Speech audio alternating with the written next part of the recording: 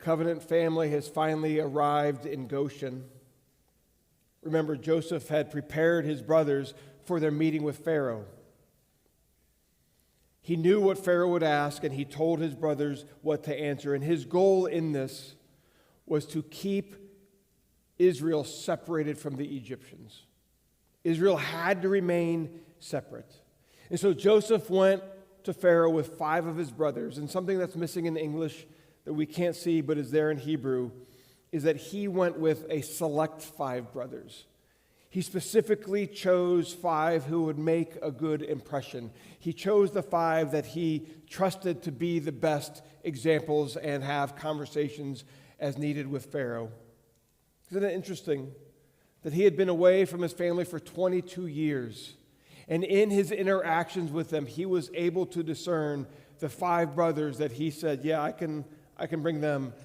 These others I should probably not bring.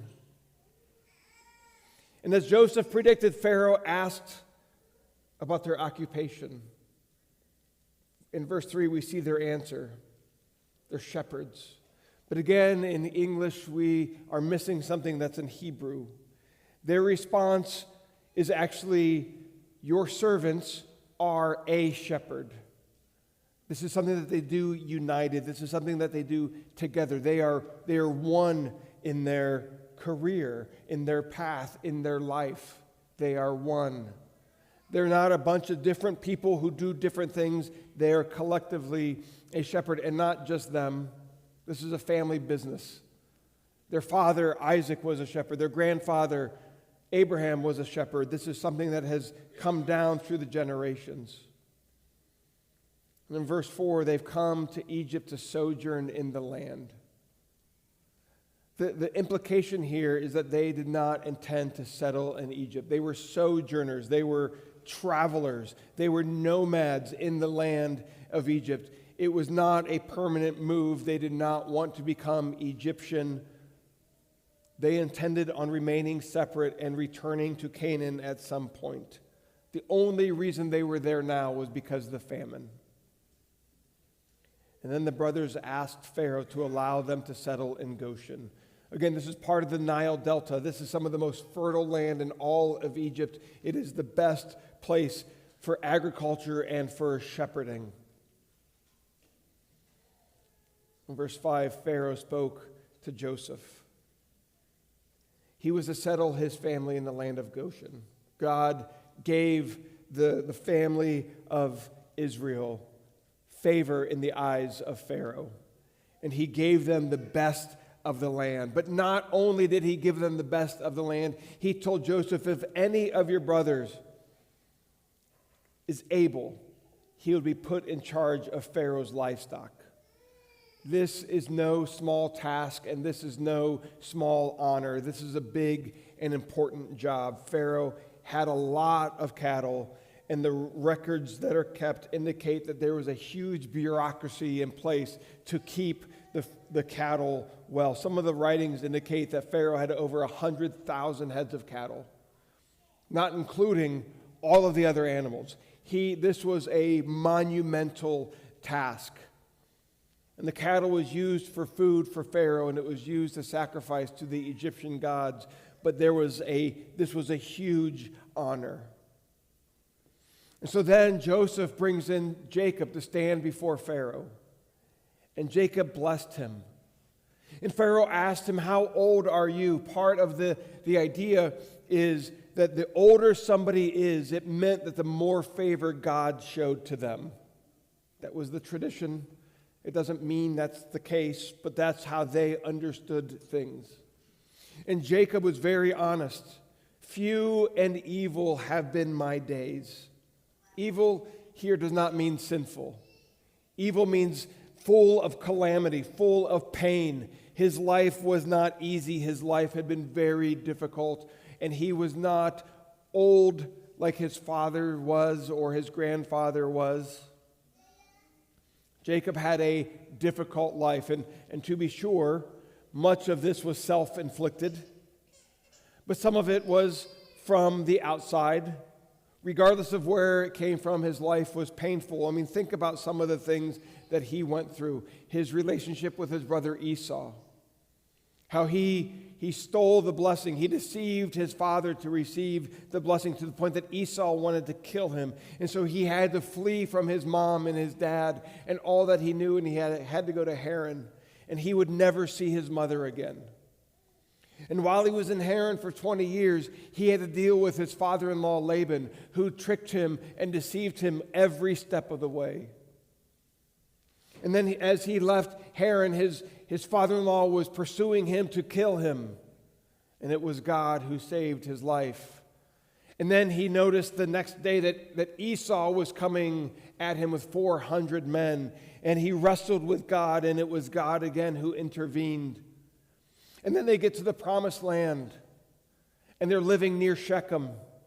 And the men of Shechem, or Shechem, the prince of Shechem, raped his daughter Dinah. And then his two sons, Simeon and Levi, went in and killed all the men of Shechem. And then he lost his beloved wife Rachel, and he thought he lost Joseph. Jacob's life was not easy. He was a recipient of the covenant, but his life was a tragedy. He was 130 years old. Isaac lived to be 180. Abraham lived to be 175. Jacob knew that his time was not long. And notice also that in this, Jacob talks about his father's sojournings. Again, they never had land of their own. They were nomads. They traveled. They were aliens in this world. In Hebrews 11, 13 to 16, it tells us about this. These all died in faith, not having received the things promised, but having seen them and greeted them from afar, and having acknowledged that they were strangers and exiles on the earth. For people who speak thus make it clear that they are seeking a homeland. If they had been thinking of the land from which they had gone out, they would have had the opportunity to return. But as it is, they desire a better country, that is, a heavenly one. Therefore, God is not ashamed to be called their God, for he has prepared for them a city. Abraham and Isaac knew that this was not their home. Yes, they had been promised the land. Yes, their descendants would have the land, possess the land, but they were still exiles on the earth. Notice also that Jacob blessed Pharaoh and then went out of his presence. Jacob blessed Pharaoh. Now, put yourself in this situation. See the irony here. Jacob is a shepherd. A shepherd is an abomination to the Egyptians. Jacob is, according to Pharaoh, the lower class. He is almost the untouchable. They can't eat together. They can't be together. They're separate. And you have Pharaoh, who is the most powerful man in the world, who had the whole world that was known at his fingertips. He controlled everything. He was considered a god. And Jacob blessed Pharaoh. Jacob was in Egypt because his family needed to be there for food. They didn't have an abundance of things. They didn't have the ability to survive if they stayed in Canaan. And he was seeking Pharaoh's favor. On its face, it looks like Pharaoh is much more important than Jacob. But in reality, the roles were reversed. Jacob was the recipient of the covenant. It was through Jacob that all the nations of the earth would be blessed. It was through Jacob that Pharaoh would be blessed. It was through Jacob that the Genesis 3:15 Redeemer would come into the world. Jacob was blessed by God and Pharaoh was not. He was much more significant than Pharaoh, and so he blessed Pharaoh. Think about this in our time. As we talked last week, the people of God have a special position in this world. We are where heaven and earth collide. We are a kingdom of priests. We are the temple of God. We are a holy nation. We are kingdom people, and we have the ability to bring the world before God, and we have the ability to bring God before the world. When we look at earthly status, we can easily lose sight of this. We can become distorted in the way that we view things and the importance of people. It's one of the reasons why we are told consistently in Scripture to remember who we are. And we are to be that for the world. We are the children of God. We are His possession. We are His people in His kingdom. If we act like this world is all that there is, if we act like there's no hope, if we act like the world is everything, we will not be a light in the world. If you looked at the election results and were in despair or elated, your hope is in the wrong place. Jacob understood this and he blessed Pharaoh. The covenant family blessed Pharaoh. They were in the position to do that. The roles were not the other way around. And as we look at that section, notice that the covenant family had a good experience with Pharaoh. They were given good grace by Pharaoh, and it was evident that God was with Jacob as he had promised. In verse 11, the Israelites settled in Goshen in the land of Ramses. I want to pause here a moment and talk about the land of Ramses, because this causes all kinds of discussion on when the Exodus was and when all this happened. It's probable that this city was not named Ramses at the time when they settled there. Perhaps even the time that this was written and the name Ramses was changed by a scribe later on to update it so people knew where this took place. It's also possible that it was named Ramses after a Ramses, not the Pharaoh. So how it got its name and when it was named Ramses, we don't know. But regardless of how and when it got its name, the Israelites remained separated from the Egyptians. They would not be assimilated into Egyptian culture. And this is important to know because throughout Israel's history, they were to remain separate. They weren't supposed to look like their surrounding neighbors. They were supposed to look like the people of God in the midst of pagan nations. And this is something that Israel failed to do over and over again. Israel often began to look just like their neighbors. In fact, remember when they asked for a king, they said, "We want a king like all the other nations have. We want to become like them." They worshiped foreign gods. They took on aspects of foreign culture. They looked like their surrounding nations. And this is not a problem only for Israel. This has been a problem with God's people throughout history. We have every time, every generation, there are aspects of God's people that start to look like culture. The church is supposed to influence culture, but too often culture influences the church. And this church starts to change its ideas and its stances on issues because that's what culture says is acceptable.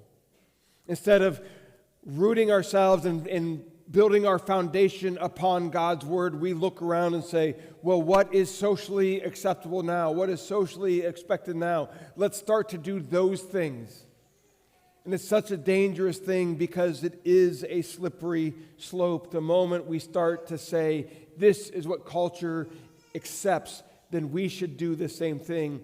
We compromise on every aspect of the Word of God. We must remain diligent. Many studies show that the things that the Bible prohibits are as prevalent in the church as they are in the world. And this is a problem.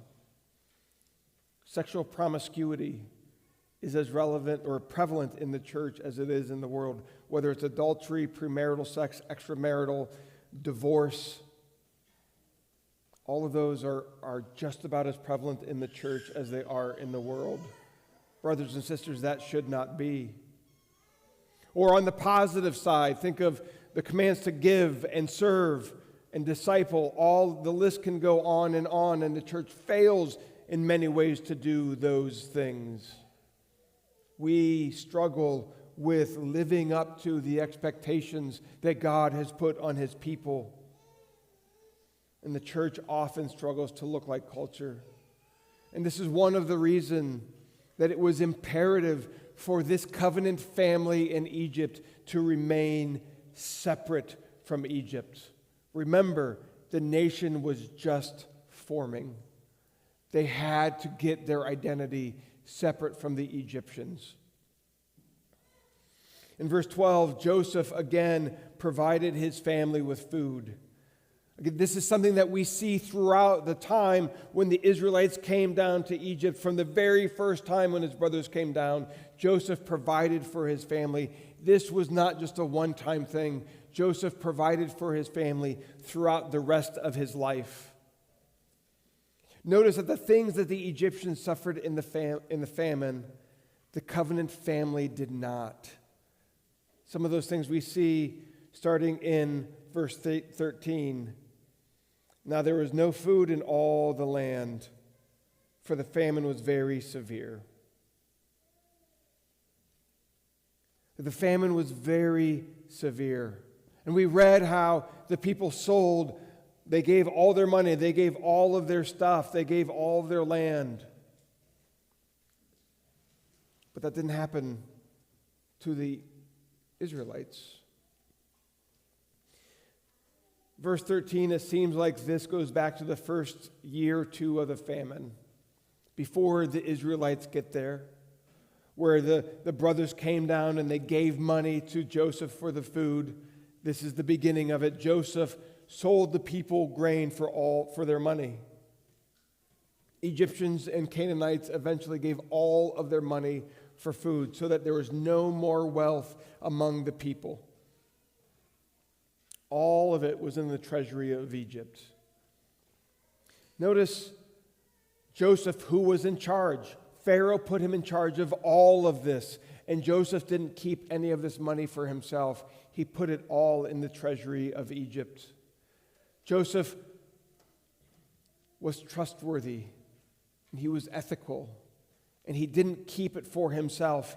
Even though he had the right, he knew it wasn't his. He was trusted by Pharaoh, and he lived up to the expectations. This is the type of thing Jesus talked about in Luke 16, verses 10 through 13, when he said, "One who is faithful in very little is also faithful in much, and one who is dishonest in a very little is also dishonest in much. If you then have not been faithful in the unrighteous wealth, who will entrust you to true riches? And if you had not been faithful in what was another's, who will give you that which is your own? No servant can serve two masters, for he will hate the one and love the other, or he will be devoted to one and despise the other. You cannot serve God and money." Joseph understood this principle, and he lived it out. So Joseph collects all the money from Canaan and Egypt, and that goes into the treasury, and then the people come back and say, we're out of money, but we need food. And so Joseph traded grain for their livestock. This made sense, right? People couldn't feed themselves, let alone all the animals. So what good would livestock do? Horses, flocks, herds, donkeys. It's interesting because horses were held by the elite. A horse was not a common person's animal. I feel like history has kind of gone in this weird way where horses were only for the rich, and then everybody had horses, and now once again horses are only for the rich. But only the wealthy had horses. And so none of the people of Egypt were exempt. None of the people from Canaan were exempt. And the animals would have died anyway. So Joseph collected them all for Pharaoh. Then the next year, no money, no livestock. After all of those were gone, the people came back and they offered themselves and their land. They would become Pharaoh's servants. They would sell their land to Pharaoh.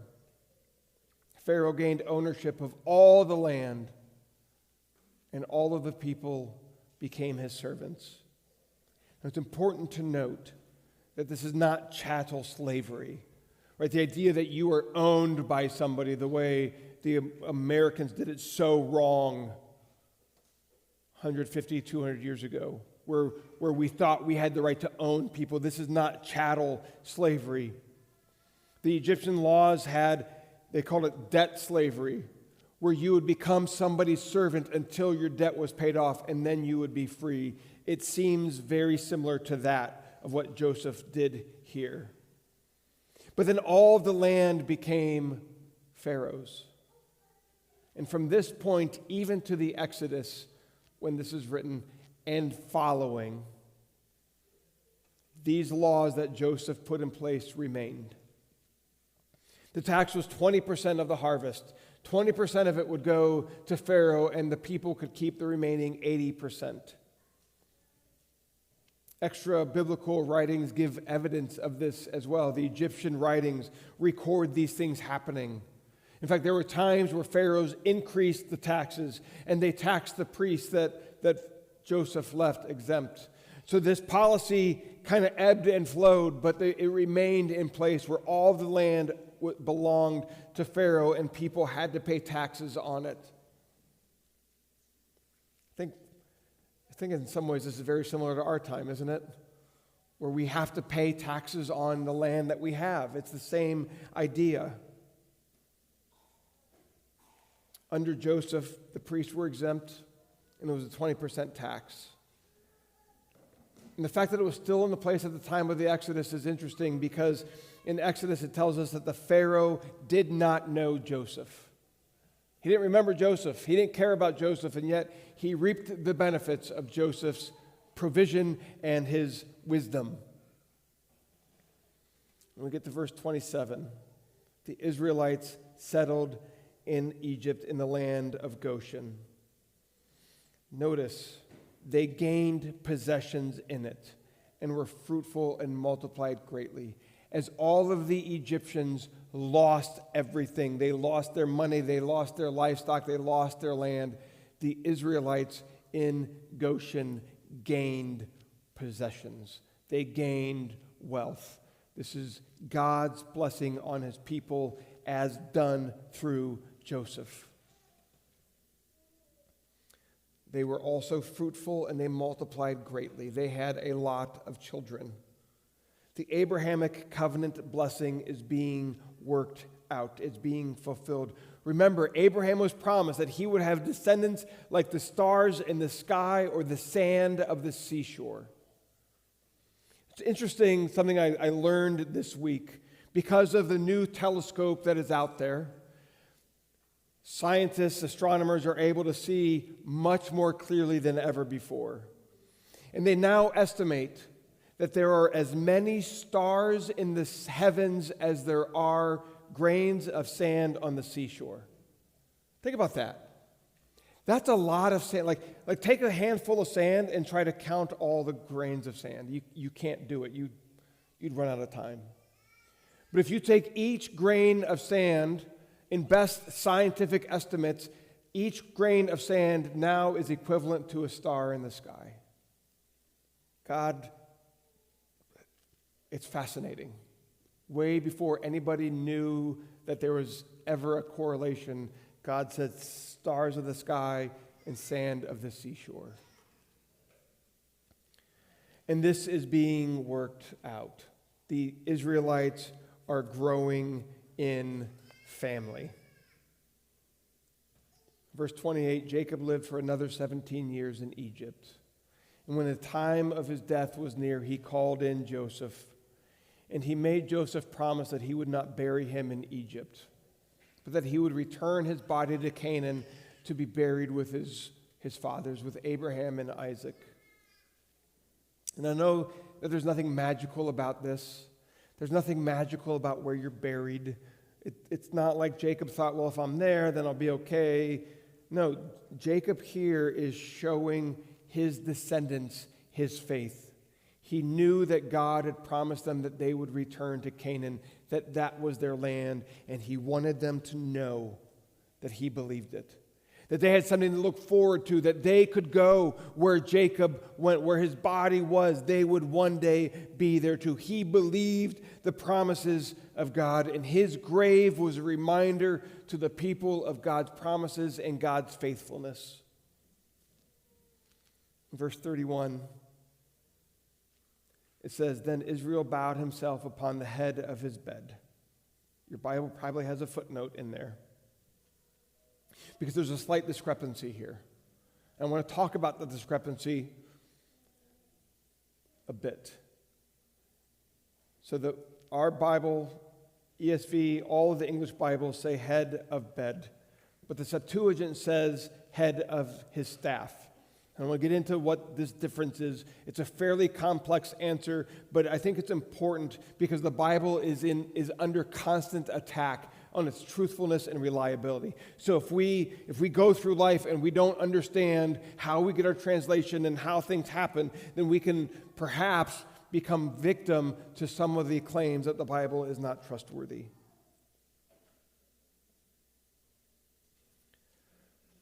First, remember that ancient Hebrew had no vowels.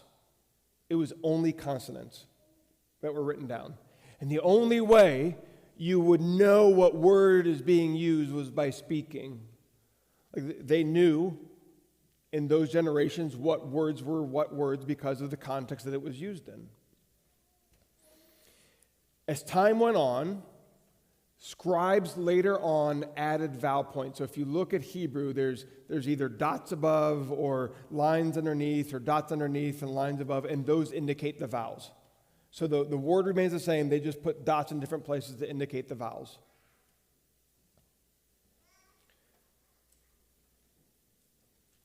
This was done somewhere around 900 to 1000 AD. It's called the Masoretic text. This is where we get our Old Testament is from the Masoretic text. However, the Greek Septuagint, the Septuagint is the Greek translation of the Old Testament. It was written in 300 BC. So, when you look at how this is written, the Hebrew word for bed is mittah, Mittah. The word for staff is mattah, Mattah. It's a simple pronunciation difference. And so in the Greek Septuagint, it says staff, because that's how they translated the word from Hebrew into Greek, and Greek word is staff. The Masoretic text scribes, they put the dots in there, they made it mittah for bed. That's the difference. So think about this in English, right? So we have some of these words. You don't sow your seeds near the sow, lest the sow eat the sowed seeds. Sow and sow is the same word. The pronunciation makes it a very different meaning. Right? You sow your seeds, you plant them. The sow, the pigs, will eat the sowed seeds. Or if you're into archery, don't bow before an archer who has pulled back his bow. Or the same word, bow or bow. It's the same spelling, the same word. It's the same idea. This is how some of these translation issues happen, because it's a simple pronunciation thing. One more. I had to dive out of the way of many doves as they dove at me. Dove and dove spelled the same way. And so in Hebrew, the spelling for both bed and staff would be the equivalent of MTH. And then as you add the vowels in there, it changes the word. That's the difference. That's how we have bed or staff. It's just who translated it when and how they understood the word to sound. know that the author of Hebrews in Hebrews 11:21 said that Jacob bowed in worship over the head of his staff. The author of Hebrews, much of the New Testament, uses the Septuagint in their understanding of the Hebrew. Now, it's also important to note that whatever the word was originally, it has no significant impact on the text. Yes, there's translation differences and difficulties, but none of these throughout the entire Bible has anything to do with doctrine. None of these has to do with anything significant, and we know why they exist. The Bible that we have is trustworthy. It can be believed. It can be followed. As we approach the end of Jacob's life, we have seen many difficulties, and yet God was very faithful to him. God used the difficulties in Jacob's life to further his purpose and his plan. And Jacob learned what it meant to trust God, and he learned of God's trustworthiness. Let us learn from Jacob's experience, not so that we can be like Jacob. Please don't be like Jacob. But so that we can learn to trust in Jacob's God. No matter how difficult or bleak things seem to be, no matter how desperate we may feel, God is on his throne, and because of that, we have nothing to worry about. This doesn't mean that life will be all skittles and rainbows. It doesn't mean that difficulties will never happen, but what it does mean is that whatever happens, the end result will be amazing, and we may not see that end result this side of heaven. But we will one day be with him in the eternal city whose founder and builder is God, and we have this hope because of Jesus, because he conquered sin when he died on the cross, and he conquered death when he walked out of the grave. He ascended into heaven and is on the right hand of his Father. He is our hope. He is our rest. He is our fortress. He is our rock. Let us rest and trust in him.